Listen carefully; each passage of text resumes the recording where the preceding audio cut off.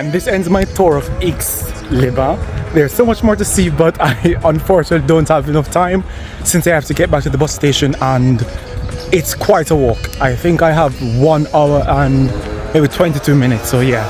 I didn't show you the entire city, but with what I showed you, it's just a teaser to sort of pique your interest, so much so that if you're interested, you'd come here and learn much more.